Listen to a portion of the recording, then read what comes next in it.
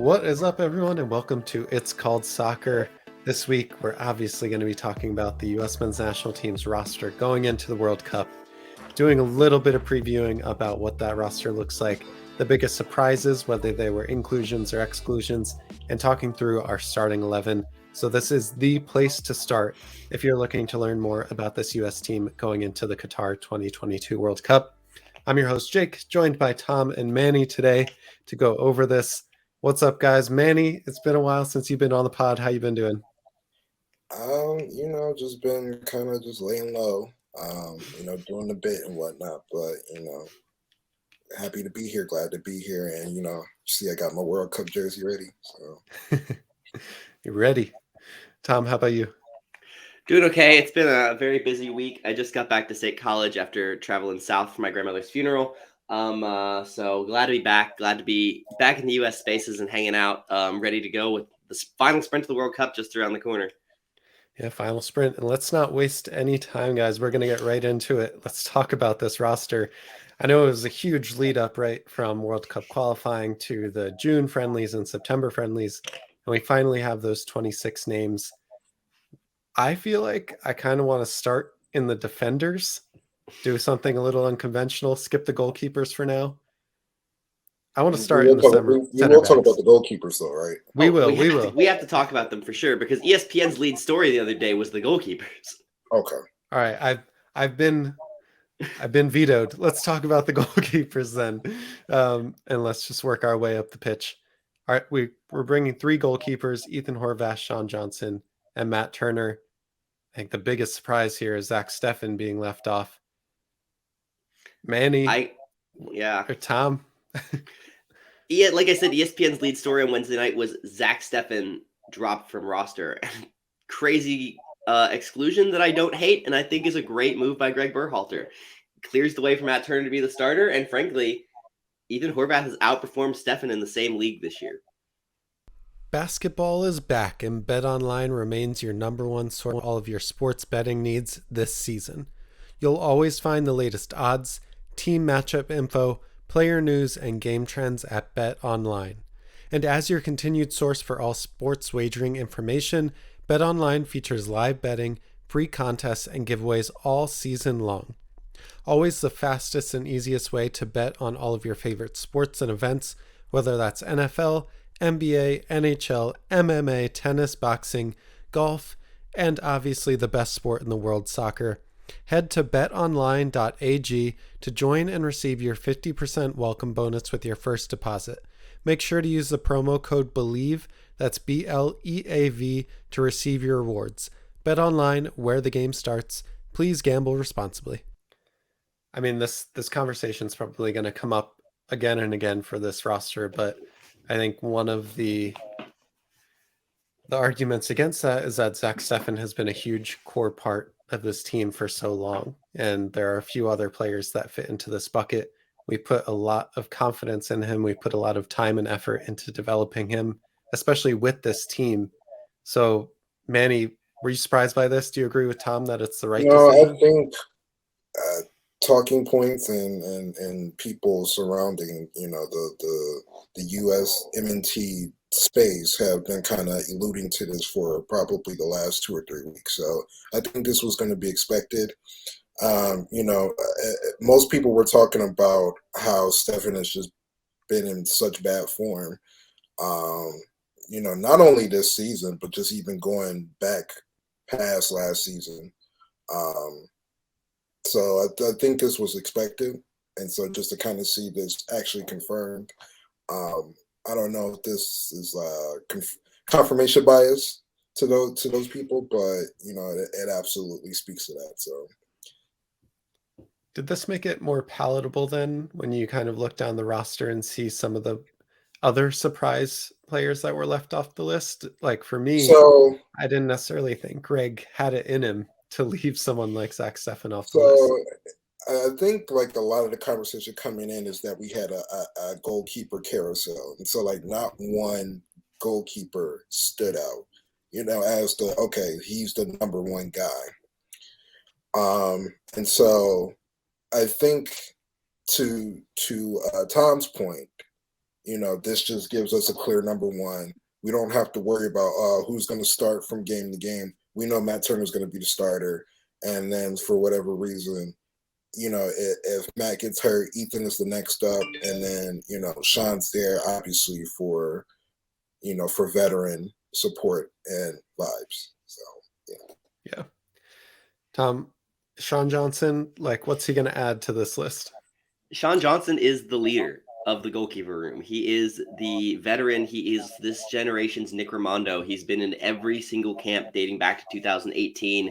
If you go and watch the U.S. soccer video they just posted of Berhalter giving his call to Johnson to tell him that he went to the World Cup. First off, really great video. Sean gets really emotional, very heartwarming. Second off, Berhalter mentioned specifically how he started with Johnson as a third goalkeeper in camp and has basically ridden that all the way through the last 4 years.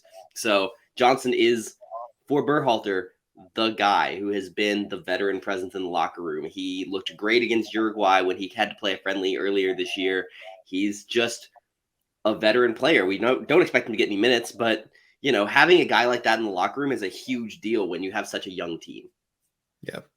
I guess looking at the goalkeepers of the past, the Tim Howards, his defense in the net against Belgium, is Matt Turner going to be an X factor like that for the U.S. team, Manny? Say that one more time. So we've seen in the past our goalkeepers have been really strong for us, and especially Tim Howard's defense of the net against Belgium in the knockout round kept us in it. Do we have that type of X factor in Matt Turner, or is this kind of one of the weaker goalkeeper cores that we've brought to the World Cup? Just going, basically quid pro quid. Tim Howard was probably one of the better at that time, 2014. Tim Howard was I probably would say a top 5, at least top 7 goalkeeper in the Premier League. If you want to go to world, okay, so be it. But I think at least in Premier League, he was like a top 7 goalkeeper. Matt Turner doesn't start every game for the Premier League leaders right now, so it's kind of tough to say. All that I know is that Matt Turner, out of all the goalkeepers, he probably has the best shot stopping ability. So we'll have to see in that regard. But all signs pointing that he maybe could replicate the same performances.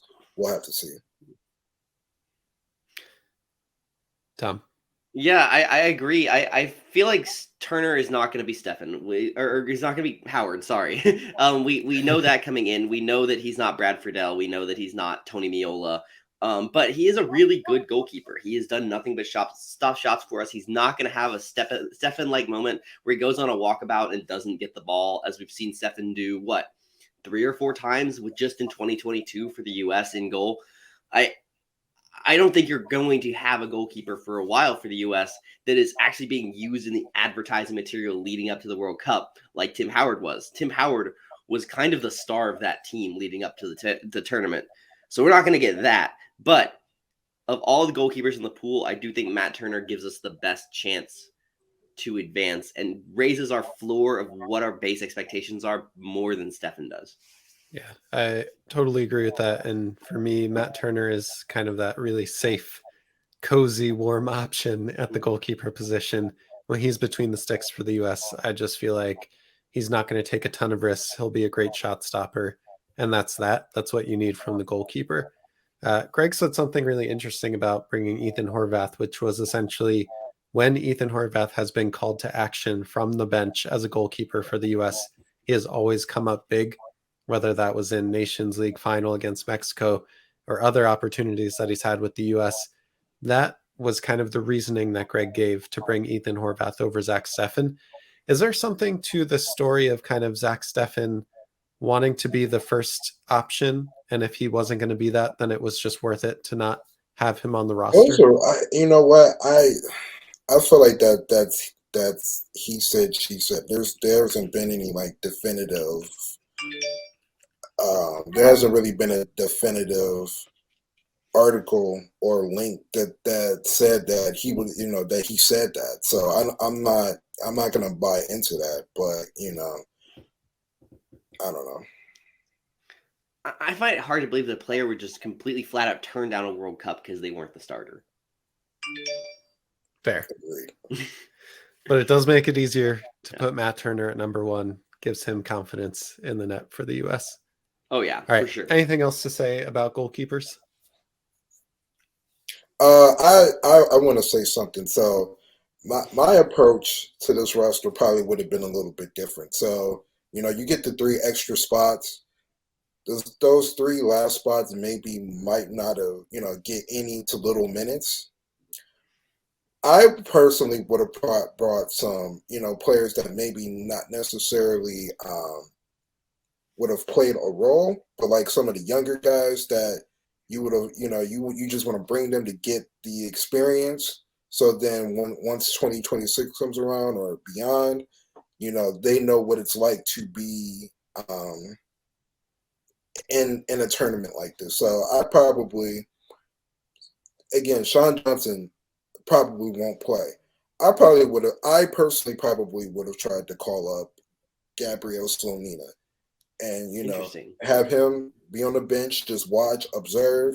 So then when his time is called, he's already been here, so he knows what it takes, and he could be a World Cup veteran to lean on in future World Cups. So that's just my personal opinion. Yeah, that's that Chicago bias kicking in, Manny. I do get what you're saying, but then it's kind of like what then is the rationale for maybe not calling in Ricardo Pepi versus calling in Gaga Slonina? Like there's kind of like an entire review of the roster then that needs to happen to be like, okay, what confidence do we need to have that you'll be the guy in 2026 that will bring you here and take a roster spot from someone else? But I see the logic.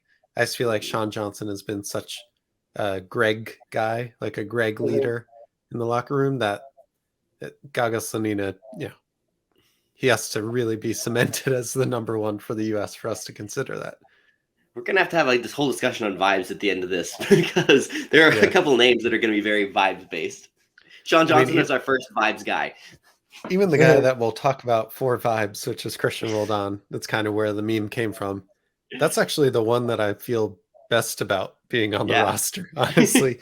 There are other few vibes guys that I maybe take offense with, but all right, we should move to defenders and maybe start with the center backs, but we can spend hours here talking about the middle and the fullbacks.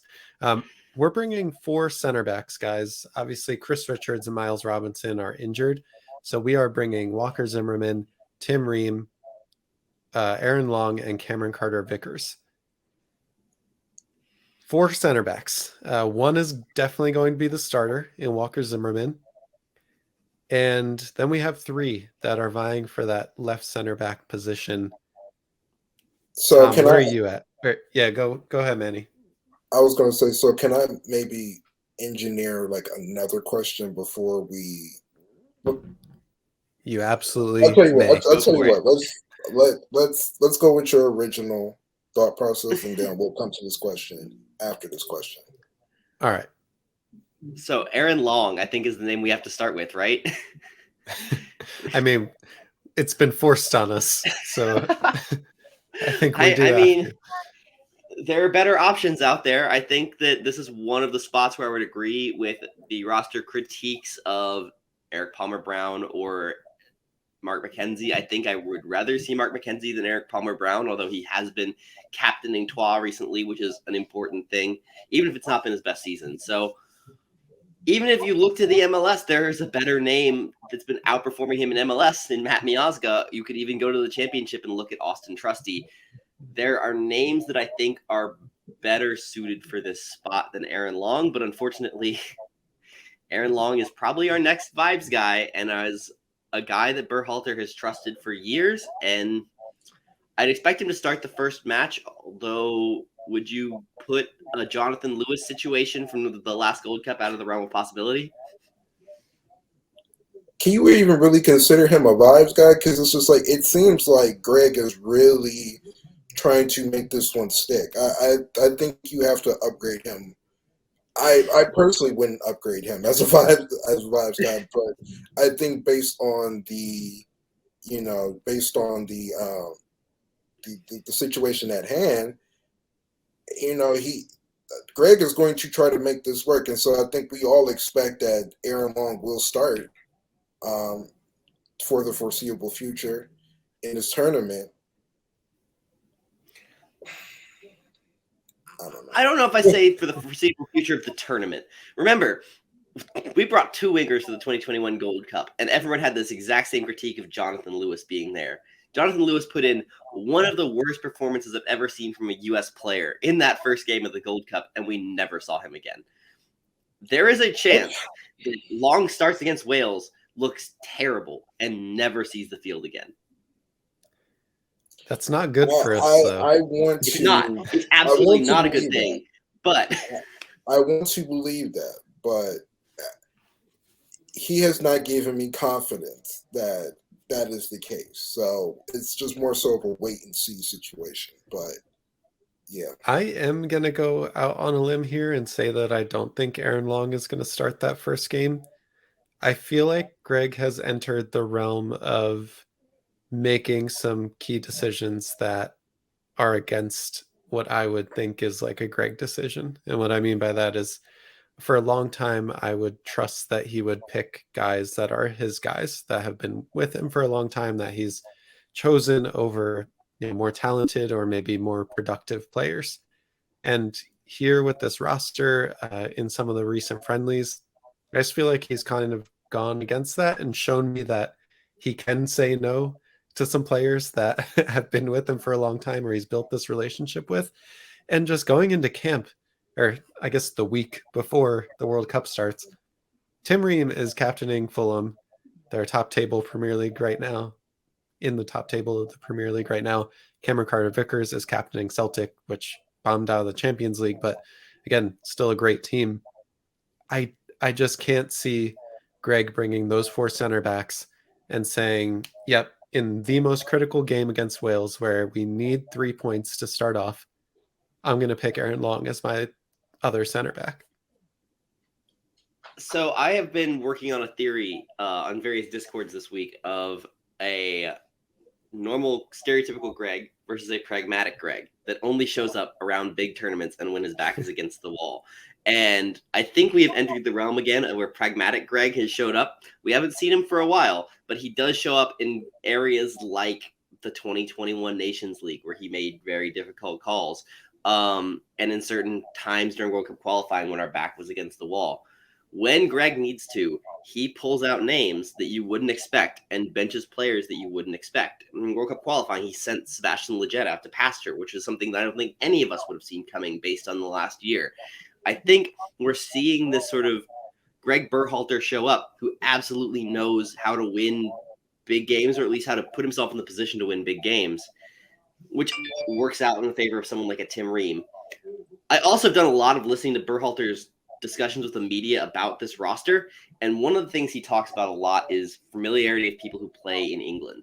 So players who've played against players from Wales and against the English national team. He talks about that over and over and over again when he talks about roster selection. This will come up again later when we talk about the forwards. But if he's putting this much emphasis on this person has played against Welsh national team players, you've got to think Tim Ream is in a great position to start. I mean, he's playing against Stan James in training every day. That's going to be one of Wales's most dangerous attacking players. Can I ask my hypothetical question now? Yeah. Go for it. Okay, so say that Miles Robinson is healthy. Say that Chris Richards is healthy. That means that if we go with the fact that he brought up 4 CBs, that means 3 CBs would have been taken. Who would have been that last CB? I mean, my heart wants to say Tim Ream, but my head says Aaron Long. And that's my. I don't know. It's a good question. It's a hard question. I think that you've seen so much of during qualifying. We saw so much of a rotation of Richards, Zimmerman, and Robinson that it kind of would have been academic, because I don't think that fourth center back would have seen a single minute. Well, will whoever the fourth center back is in this group see a single minute? I think Cameron Carter-Vickers maybe gets 5 minutes in a game where we have the lead and we need to throw a guy on just to close out the game, but I don't see him playing the field, beyond seeing that much time beyond that. Yeah. One exclusion that I want to just mention is Reggie Cannon. And we don't necessarily have anyone now that can set up in a 3 in the back system. So, or allow us to play a 3 in the back flexible system like Reggie Cannon could. So when we look at our fullbacks, now I want to take us to the left back. Here's our depth for the left back position. Anthony Robinson. That's it. That's true, but we do have a couple of guys who've played some switchback in their career. So Joe Scally, amazing to see his name on this roster, by the way. Really happy that he made the team. Has looked great in Germany this year, but he got his debut for Mönchengladbach and played his first 6 months as a left back. We know he can do it. He's not as dangerous going forward, but he can do the job pretty well as a stay-at-home left back. And Shaq Moore, despite the fact that he is a nominal right back, did play 3 games at left back last year for Tenerife in La Liga 2. So we know he can do it. It's not a really common thing for him, but he does have the ability to play some switchback. Manny, we saw Anthony Robinson get essentially 270 minutes every single time we played in World Cup qualifying. Is that going to be the same in this group stage? I think the only way that happens is, say, if we drop a game or we drop points. I think if we qualify within those 2 games, I think he'll get a rest, obviously. But if we drop points, I have to think that he will play a lot of minutes. Now, there could be some situations where tactically Greg wants to play around. And not mean play around like he's not taking serious, but like he might want to tinker with the formations and whatnot. But for the most part, I think he is going to log heavy minutes just because we don't really have a natural left back replacement for him out there. So yeah, I guess we can lump in Kellen Acosta into that list as well of players that can yeah, back him up. we have two fullbacks that can play on the left side if need be, and then we have 2 emergency types in Ream and Kellen Acosta if need be. So I don't think we're worried on that front. If we really just need somebody to play, knock on wood, if he gets injured or whatnot. But yeah. Do you think Dest is seen as a viable option, or is it maybe even the main option to go over to the left if we need that? I mean, based on historical tendencies, I think that's probably the case. But Manny makes a good point. Like, we have a lot of unnatural left back replacements that can back up Anthony Robinson.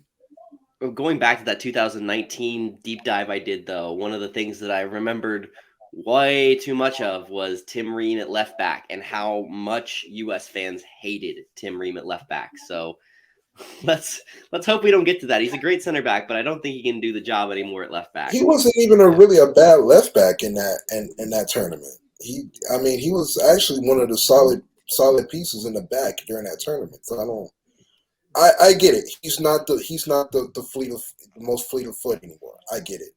But what he lacks in that department, he makes up in experience, being able to be in position, and being able to play the ball. So I mean, you're not going to get the perfect center half on this team. You have a bunch of center halves that all have strengths and weaknesses.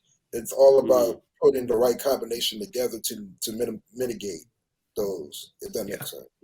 It's a great point. We don't have a Virgil van Dijk, and we don't have this elite center back player like we might have in other positions, at least relative to what the U.S. has had in the past.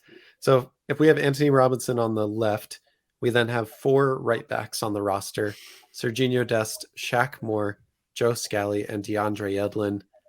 I mean, where do we even start on this? Shaq Moore, to me, out of nowhere, he was in the MLS camp for a few weeks with Greg and the team. I mean, that name doesn't feel like it's equal to all of the other names on this roster. But where does Shaq Moore come in, or is that just another vibes guy for you? I'm a big Shaq Moore fan. I don't know if express that on this show, but I'm a big Shaq Moore fan. I was a real big fan of him when he was at Tenerife, and guy can So cross. Manny, what does he bring then? Like, help educate me. He's a guy that early in his career, because he actually played in some. He actually he was actually a youth national teamer. Early in his career, he was more of the athlete, and so then once he went to Spain, he kind of had to fill out that toolbox. So he has a really good right foot. So he has learned to cross with his right foot, and he can hit 20, 30 yards out and hit a guy right on his head, pinpointed. That's how good he is. Um, as far as like his club choice and coming back to the MLS, he needed game time, and so I honestly I didn't really expect him to be on his roster, just because he wasn't really called in much after that March window. But you are getting a solid player, even if it's a third or fourth right back on the Yeah. squad. I mean, I do want to mention too that Greg in his post roster press conference did say Shaq Moore is a great one-on-one defender, and because a lot of the teams that will be playing in the World Cup group stage have great attacking players and talent on the left side of their field, the right side of ours, Shaq Moore was brought in for that. So even coming out of that, for me, I'm thinking, okay, Shaq Moore is the fourth on the step chart, and then Greg comes in and essentially says, no, Shaq Moore is here to defend one-on-one against Gareth Bale, Dan James, Raheem Sterling, Mehdi Taremi. Like, he's there to defend and play. I mean, when we've called on Shaq Moore, he's done the job. I mean, he looked great last year in the Gold Cup. He looked really good on a 24-hour emergency call against Panama in March. He's a guy who can if you need him to play emergency minutes, he will come in and play emergency minutes. He's kind of like the right back version of Ethan Horvath for me, where if we need him, I'm pretty confident in him to do the job. And it almost sounds like maybe Yedlin's our vibes guy. Maybe. I mean, he's the only one on this roster that has World Cup experience. The only player that has been to a World Cup. Was Shaq Moore the defender that played for us against France? It was maybe 2018 or 2019. Yeah, he played. I think he played on a the 1-1 draw. So, I mean, he's played against good competition for the U.S. before. And Manny, like you said, he's been a part of the U.S. men's national team setup for a really long time. I think he captained some of the youth teams as well. So hopefully the players that played with him love him, and he is a good addition to this roster. I think it also has to be said at this point, I'm trying to take the positive outlook on every single one of these guys. If I don't agree with it, I'm still thinking, okay, this guy is going to be on the pitch for the U.S., and I'm going to support them no matter what. So, Shaq Moore, if you do get on the field, hope you do well. Hope you shut down the team just like you did Mbappe, and we'll see how it goes. On your personal depth charts for this, Serginho Dest is number 1, I'm assuming. Then who is 2, 3, 4? I have Joe Scally, number 2. Shaq Moore, number 3, and then Yedlin, number 4. That's just my personal. Yeah, I think I agree with that. Yeah. Scally for sure is number 2 at both positions for me, at left and right back. We would hope. The viewers at home would hope. All right, let's move to midfielders now. Interesting. First note, Brendan Aronson is listed as a midfielder here. Before we even get into positions, is Brendan Aronson going to be seen as an attacking midfielder, or is he in the winger pool for this team? It really just depends game to game and how Greg sees it. I remember in the summer window, we were without a few of our. I think we were without Musa, for a game or something like that, and so Aronson came in and played as an 8. So it just really just depends on who Greg sees. But I personally think that if everybody's healthy, he's probably going to play more as a winger. Yeah. Is that triangle in the midfield pretty 4-3-3 throughout? Yeah.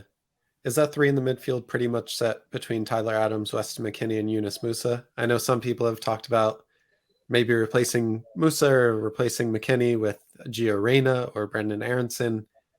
Where are you guys at? I feel like Greg is just going to go with his 3 guys no matter what.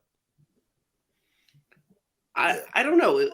Could we see maybe someone else step in, maybe an Aronson step in against Wales just to give us an extra attacking piece, especially if McKennie's not 90 minutes fit and against a team that I frankly don't really respect their attack that much, but have a really great respect for their defense like Wales.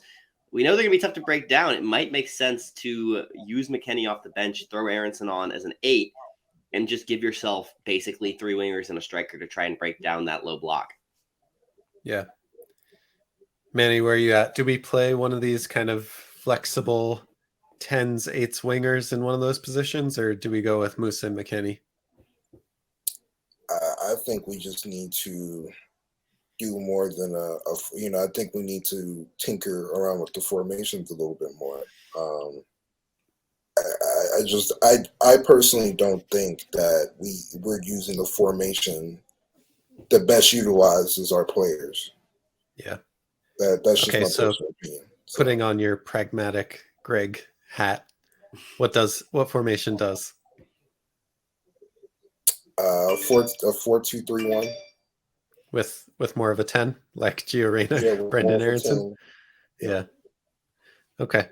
Luca De La Torre and Christian Roldan are the other name, and Kellen Costa, of course, are the other names that round out this list. Christian Roldan, the vibes guy, takes one home. I feel like he's flexible enough. He plays enough positions.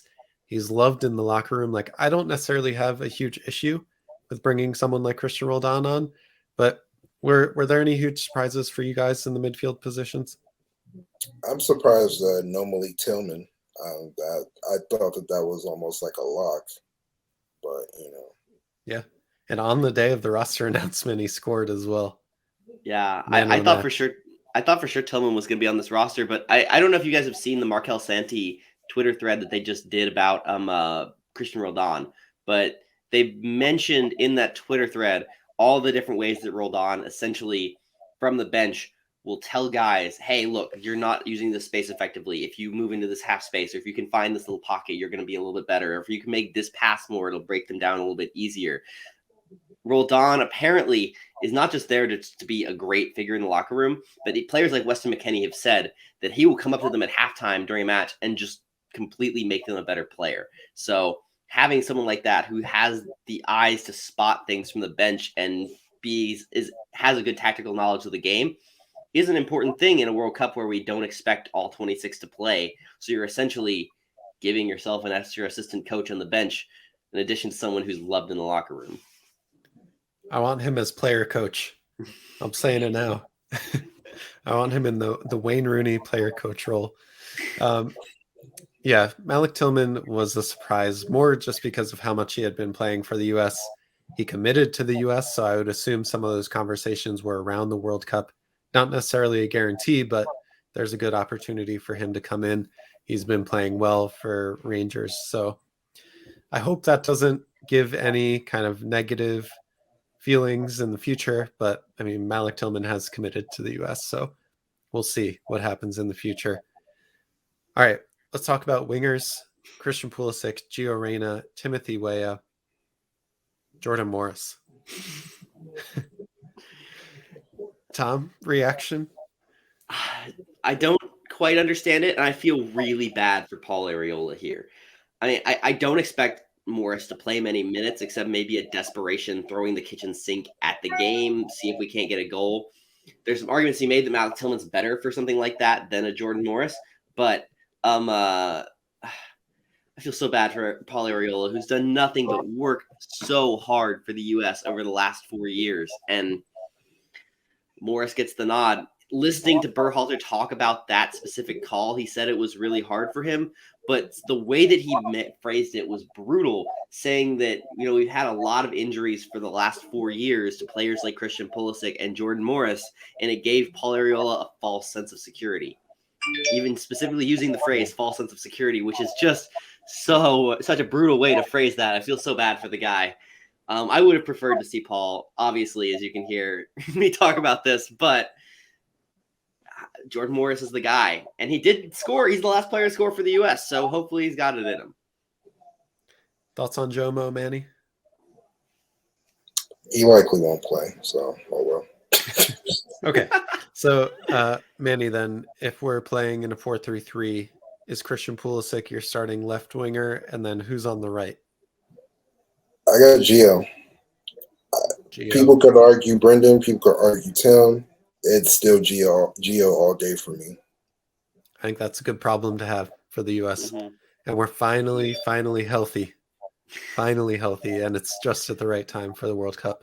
I remember back in the summer, actually, we were talking about how many of our players had long-term injuries, that if the World Cup was in the summer, we would have had a pretty decimated team. So maybe by the end of this tournament, we're thanking our lucky stars that we had 6 more months of getting back to health and form. Worth noting that I think that we expect at some point during this World Cup to have our first ever instance of Gio Reyna, Christian Pulisic, Tyler Adams, Weston McKennie, and Sergiño Dest playing at the same time. Never happened. Never happened. 5 of 6 has happened a few different times, but even 5 of 6 has only happened for like 8 total minutes. we can only hope that we can see some 90 minutes out of those players. All right, I'm sure we're going to spend a good amount of time on this next one, and it's going to finish us up at the striker, the number 9 position.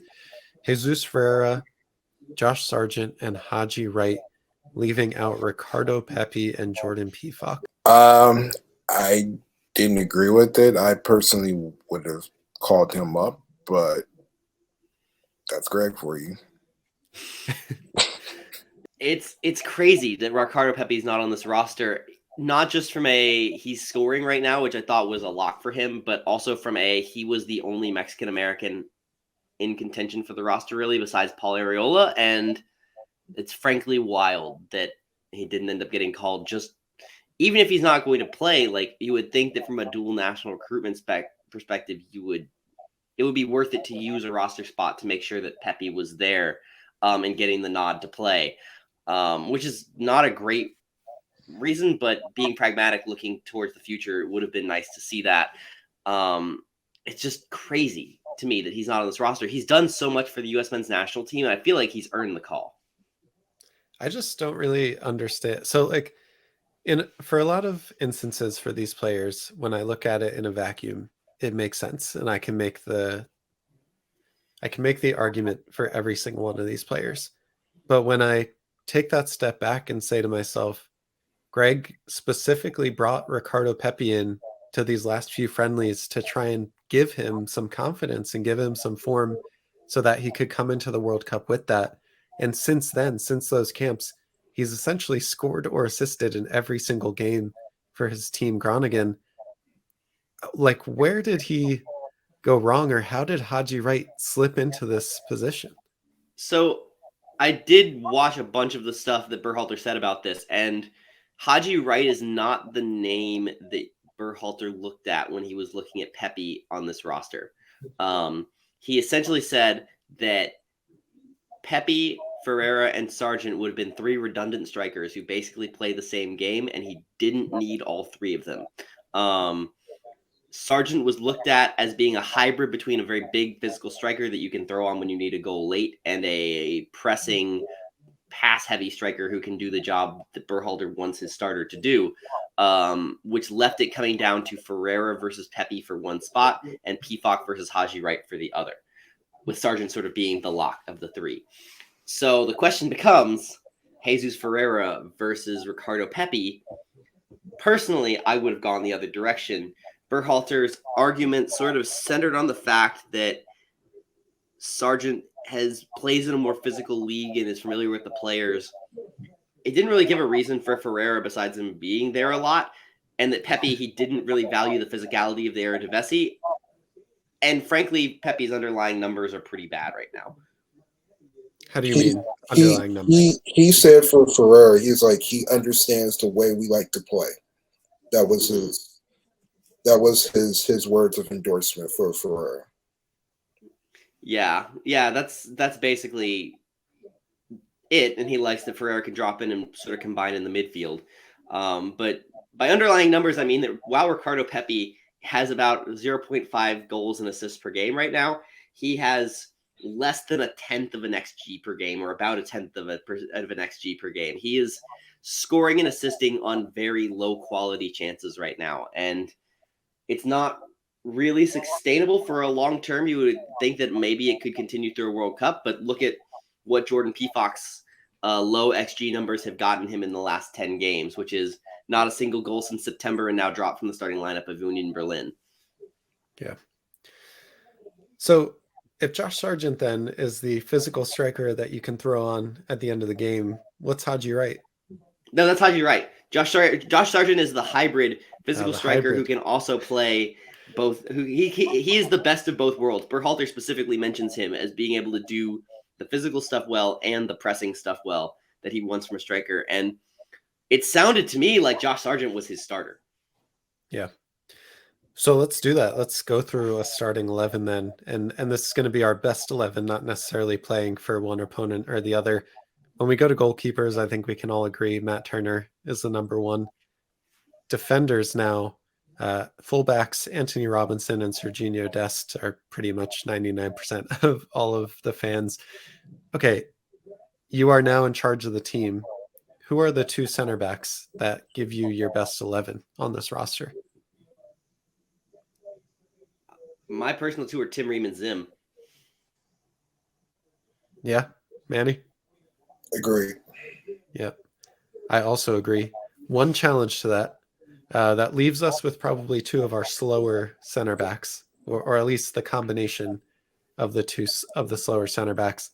Does that give you any pause, or is it just they put themselves in good enough position, they don't necessarily need the speed, and we'll be all right?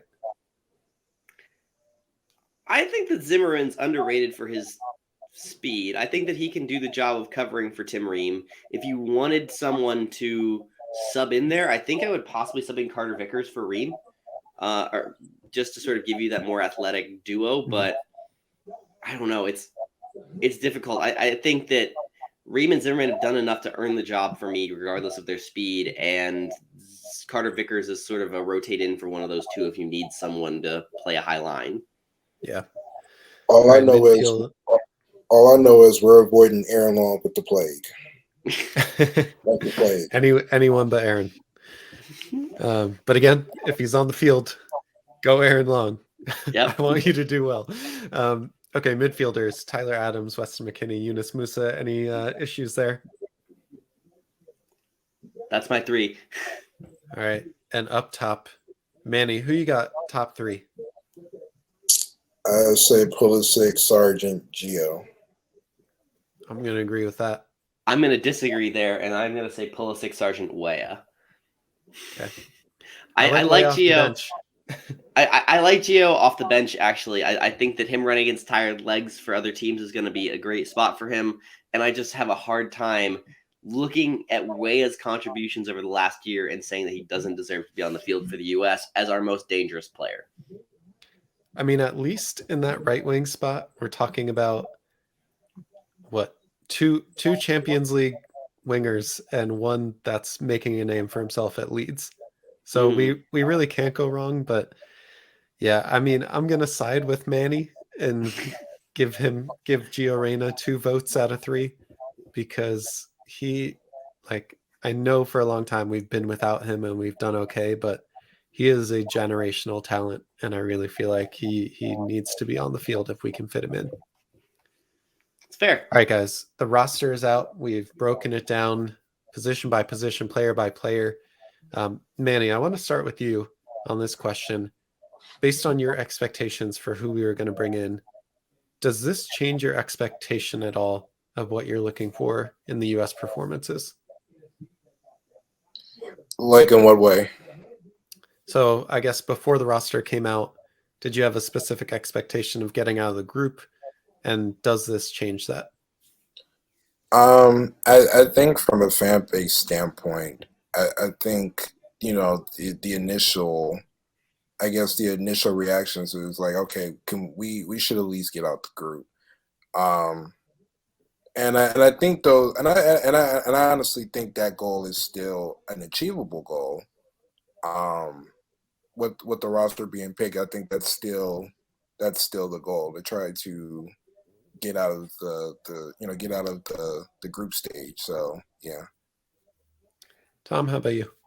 I personally don't really rate more than just about 16 or 17 of these names for a World Cup anyway. And so the last couple players in this roster to me doesn't really change a whole lot, just because I don't think they would have been making an impact really on this team. And so I do think that it's just sort of an interesting situation that we have the names that we have, but it's not going to change my expectations that much, just because I don't really rate many of these guys to really perform in a World Cup regardless. Fair. All right, so we're going to do a few more episodes throughout the World Cup, and before it starts as well, we'll be previewing some games.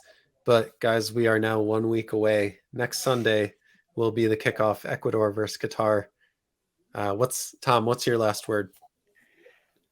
It's going to be it's so rare that you have a chance to watch your country in a World Cup. I've been banging this drum forever. Just enjoy every single minute of it. It's going to be awesome.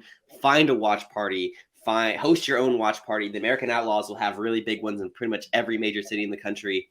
I cannot stress enough how much fun it is to watch a World Cup surrounded by other people who love watching the World Cup. So find a crew and just go crazy. Manny, what's your last word? I'm gonna have to second what Tom said. This is the roster, whether you disagreed or agreed with it.